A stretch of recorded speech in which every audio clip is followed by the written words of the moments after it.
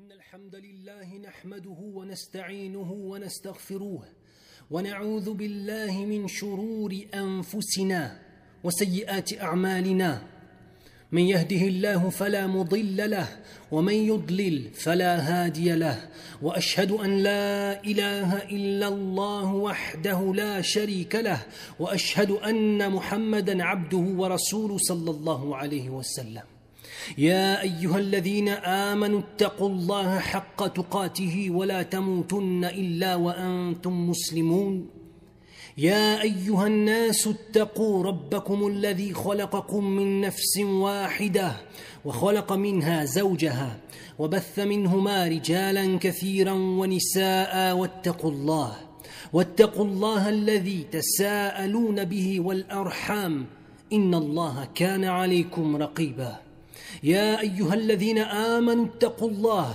وقولوا قولا سديدا يصلح لكم أعمالكم ويغفر لكم ذنوبكم ومن يطع الله ورسوله فقد فاز فوزا عظيما فإن أصدق الحديث كتاب الله وخير الهدي هدي محمد صلى الله عليه وسلم وشر الأمور محدثاتها وكل محدثة بدعة وكل بدعة ضلالة وكل ضلالة في النار ثم أما بعد.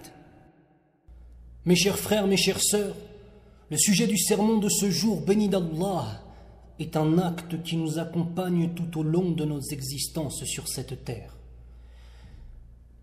Il est la première action que nous avons faite lorsque, par la grâce d'Allah, nous sommes sortis des ventres de nos mères. Qu'Allah les récompense pour ce qu'elles ont subi. Cette action est présente dans nos plus grands moments de joie, ainsi que lors des plus brûlantes épreuves qui nous touchent. Le sujet de ce sermon est les pleurs et la méditation.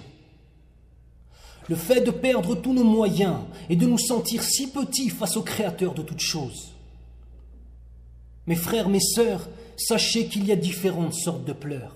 Certains pleurs sont animés par la foi, alors que d'autres ne sont animés que par la passion néfaste de l'attachement à ce bas monde et à ses futilités. Bien sûr, le premier est un signe évident de la présence du plus merveilleux don que puisse faire notre Seigneur à une de ses créatures, c'est-à-dire un cœur vivant, empli de foi et guidé par Allah subhanahu wa ta'ala. Quant au deuxième type de pleurs, il est de même un signe, mais cette fois-ci un signe malheureux, un signe de la faiblesse de la foi en Allah subhanahu wa ta'ala et d'un manque de confiance en lui. Et enfin, il y a une autre sorte de pleurs que tout être humain possède en lui, un pleur humain, un pleur motivé par ce que l'on appelle la pitié, comme par exemple les pleurs du prophète sallallahu alayhi wa sallam lors de la mort de son fils Ibrahim radiyallahu anhu. Il est admis dans nos sociétés que l'homme ne pleure pas et que pleurer est une preuve de faiblesse. Mes frères, mes sœurs, que diriez-vous de remettre en cause cette conception des choses? Que diriez-vous d'admettre que pleurer à l'écoute de la récitation du Coran est une preuve de force? Non pas une force brute et inutile qui est la force physique, mais une force autrement plus immense, qui est celle du cœur, qui est celle de la foi. Mais ne sera touché par la récitation du Coran que celui qui médite réellement sur le sens des versets qui lui sont lus. Allah subhanahu wa ta'ala dit dans le Coran « أَفَلَا يَتَدَبَّرُونَ الْقُرْآنَ وَلَوْ كَانَ مِنْ عِنْدِ غَيْرِ اللَّهِ لَوَجَدُوا فِيهِ اخْتِلَافًا كَثِيرًا » Ce qui signifie, dans la signification de la traduction du verset, ne médite-t-il donc pas sur le Coran? Si ce livre venait d'un autre qu'Allah, ils y trouveraient de nombreuses contradictions. Regardez subhanahu wa ta'ala l'importance de la méditation. La méditation sur le Coran nous amène à la conclusion ultime et la conclusion évidente que le Coran est la parole d'Allah, car il n'y a aucune opposition en son sein. Ainsi, celui qui médite sur le Coran peut non seulement se reposer sur la beauté poétique du Coran, subhanallah, mais aussi et surtout sur les sens et sur la force de ce qui est exprimé dans le Coran. De même, Allah subhanahu wa ta'ala dit dans le Coran أفلا يتدبرون القرآن أم على قلوب أقفالها. Ce qui signifie dans la traduction, ne médite-t-il donc pas sur le Coran? La raison de cette absence de méditation est que leurs cœurs sont cadenassés. Ainsi celui qui n'a pas un cœur vivant, qui n'a pas un cœur ouvert, mais qui a un cœur cadenassé, cadenassé par ses passions, cadenassé parfois par l'hypocrisie ou cadenassé par le kufr, par la mécréance, celui-ci n'a pas accès à la véritable méditation sur les versets du Coran.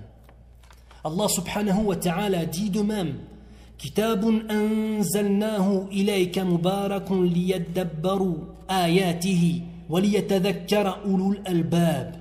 Ce qui signifie: et c'est un livre béni que nous t'avons révélé pour que ces versets soient bien médités et pour qu'ils servent de rappel aux hommes intelligents. Subhanallah. Il y a donc dans la méditation et la véritable compréhension de la parole d'Allah une occasion unique de donner vie à son cœur. Et celui qui tend à comprendre la grandeur d'Allah doit absolument réunir 3 éléments fondamentaux. Première des choses, avoir un cœur vivant.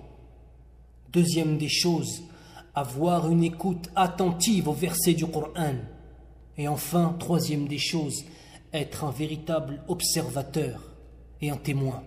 Allah subhanahu wa ta'ala dit dans le Coran: وَكَمْ أَهْلَكْنَا قَبْلَهُمْ مِنْ قَرْنٍ هُمْ أَشَدُّ مِنْهُمْ بَطْشًا فَنَقَّبُوا فِي الْبِلَادِ هَلْ مِنْ مَحِيصٍ إِنَّ فِي ذَلِكَ لَذِكْرَى لِمَنْ كَانَ لَهُ قَلْبٌ أَوْ أَلْقَى السَّمْعَ وَهُوَ شَهِيدٌ. Ce qui signifie dans la traduction du verset: et rappelle combien de générations nous avons exterminées avant eux. Elles étaient d'une violence encore plus redoutable et avaient parcouru la terre à la recherche d'un refuge introuvable. Il y a là une leçon pour tout homme doté d'un cœur et d'une écoute attentive qui observe autour de lui. Un cœur, une écoute attentive et observer. Il y a donc face au verset du Coran plusieurs types de personnes. Nous avons par exemple un homme dont le cœur est mort, sec, desséché. Autrement dit, un homme qui n'a plus de cœur. Bien évidemment, en aucun cas les versets du Coran seront pour lui un rappel. Nous avons un homme ayant un cœur vivant et prêt à l'écoute, mais malheureusement, il n'écoute pas les versets qui lui sont récités. Son corps est présent, mais son cœur et son âme sont absents. Il est occupé par d'autres choses. L'amour d'Allah et la compréhension de sa parole ne sont pas une priorité dans sa vie. Ainsi, son cœur a la capacité de s'émouvoir. Son cœur n'est pas mort. Sa raison a la capacité de comprendre. Mais son amour invétéré pour autre qu'Allah fait de lui un homme pareil à celui qui n'a pas de cœur. Pourquoi ? Car le résultat est le même. Le rappel n'entre pas dans son cœur. Et enfin, et pour le dernier groupe dont je vais parler tout de suite, je demande à Allah subhanahu wa ta'ala de faire de nous tous des hommes de ce groupe. Enfin, un homme ayant un cœur vivant, prêt à l'écoute, à qui lui sont récités les versets du Coran et ont pénétré sa poitrine. Il écoute, il médite, il comprend et il témoigne. C'est un musulman soumis à Allah, intelligent dans son écoute. Il vit en accord avec ce concept de vie si magnifique qu'est l'islam. Allah Azza wa Jal dit dans le Coran: إِذَا تُتْلَى عَلَيْهِمْ آيَاتُ الرَّحْمَنِ خَرُّوا سُجَّدًا وَبُكِيًّا. Ce qui signifie, lorsqu'il leur était récité les versets du miséricordieux, ils tombaient en prosternation et en pleurs. La compréhension et l'écoute t'amènent à comprendre la grandeur de notre Seigneur. Et qu'il y a-t-il de plus normal que de tomber en larmes face au Créateur de toutes choses? بارك الله لي ولكم في القرآن الكريم ونفعني الله وإياكم بما فيه من الآيات والذكر الحكيم. أقول قولي هذا وأستغفر الله لي ولكم وهو الغفور الرحيم. أعوذ بالله من الشيطان الرجيم. بسم الله الرحمن الرحيم والصلاة والسلام على أشرف الأنبياء والمرسلين نبينا محمد وعلى آله وأصحابه أجمعين ثم أما بعد قال رسول الله صلى الله عليه وسلم لا يلج النار رجل بكى من خشية الله حتى يعود اللبن في الضرع. Ce qui signifie, le prophète sallallahu alayhi wa sallam a dit: un homme ayant pleuré de crainte envers son Seigneur ne sera jamais touché par le feu de l'enfer. Cela est impossible, tout autant que le retour du lait dans les poitrines de celles qui allaitent. Subhanallah. Mais qu'est-ce que pleurer de crainte envers son Seigneur? Sachez mes frères, sachez mes sœurs, que les pleurs ont différents degrés, eux-mêmes en accord avec les degrés de foi de celui qui écoute le Coran. Les degrés des pleurs sont en relation avec les degrés de foi de celui qui écoute la parole d'Allah subhanahu wa ta'ala.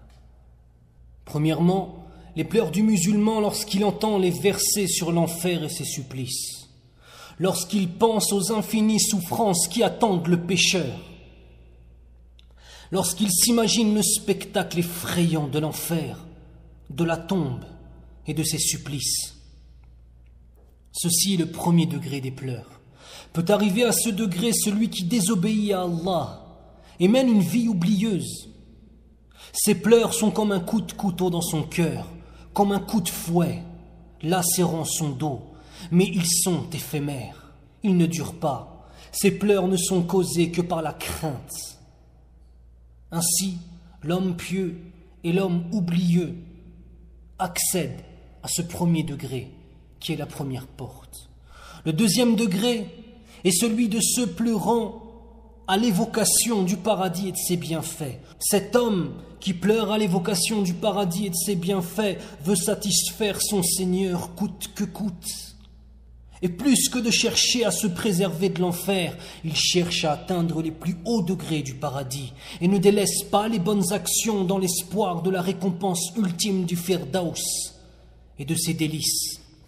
Cet homme a une véritable ambition, non pas l'ambition d'être un jour propriétaire d'une maison ou d'être un jour patron d'une entreprise, mais la véritable ambition, celle d'accéder au plus haut degré du paradis, le Firdaus al-A'la.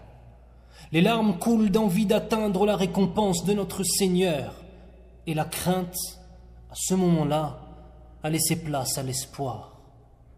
Enfin, l'ultime degré des pleurs du croyant porteur de la foi musulmane est le degré de celui tombant en larmes à l'évocation d'Allah, à l'évocation de la perfection d'Allah, à la mention de ses noms, de ses attributs. Ses noms et ses attributs sont le plus fort des rappels pour lui, mais il y a des conditions à cela. La première des conditions est de connaître Allah. Connaître la signification des noms d'Allah, connaître et comprendre les attributs d'Allah subhanahu wa ta'ala. Cet homme qui a la connaissance de ce que l'on appelle ilm al-aqida, la connaissance du dogme, la connaissance de qui est Allah subhanahu wa ta'ala. Cet homme, la simple mention du nom d'Allah le fait tomber en larmes, sans même penser au paradis ou penser à l'enfer. Il pleure par pur amour d'Allah subhanahu wa ta'ala. Et il aime Allah parce qu'Allah est le Khaliq, le créateur de toutes choses. Il adore Allah subhanahu wa ta'ala لأن لا إله إلا الله. Il aime Allah subhanahu wa ta'ala car il est Ar-Rahman Ar-Rahim, Al-Hayy Al-Qayyum. Il cherche la satisfaction d'Allah parce qu'il est Allah, le puissant, le sage, le créateur de toutes choses, l'éternel. La ilaha illallah. يقول الله سبحانه وتعالى أعوذ بالله من الشيطان الرجيم الله لا إله إلا هو الحي القيوم لا تأخذه سنة ولا نوم له ما في السماوات وما في الأرض من ذا الذي يشفع عنده إلا بإذنه يعلم ما بين أيديهم وما خلفهم ولا يحيطون بشيء من علمه إلا بما شاء وسع كرسيه السماوات والأرض ولا يؤوده حفظهما وهو العلي العظيم. Allah dit dans le Coran, à travers la signification du verset, Allah, point de divinité digne d'adoration à part lui, le vivant, celui qui subsiste par lui-même, Al-Qayyum. Ni somnolence ni sommeil ne le saisissent. À lui appartient tout ce qui est dans les cieux et sur la terre. Qui peut intercéder auprès de lui sans sa permission? Il connaît leur passé et il connaît leur futur. Et de sa science, il n'embrasse que ce qu'il veut. Son trône, Kursi, déborde des cieux et de la terre dont la garde ne lui coûte aucune peine. Et il est le très haut, le très grand. Subhanallah, cet homme qui pleure par pur amour d'Allah subhanahu wa ta'ala, s'il n'y avait ni récompense, ni châtiment après la mort, il adorerait Allah de la même façon, par pur amour d'Allah. Inna Allah wa malaikatahu yusalluna ala an-nabi ya ayyuhalladhina amanu sallu alayhi wa sallimu taslima. قال النبي صلى الله عليه وسلم من صلى علي الصلاة صلى الله عليه بها عشرة اللهم صل على محمد وعلى آل محمد كما صليت على إبراهيم وعلى آل إبراهيم وبارك على سيدنا محمد وعلى آل محمد كما باركت على إبراهيم وعلى آل إبراهيم في العالمين إنك حميد مجيد.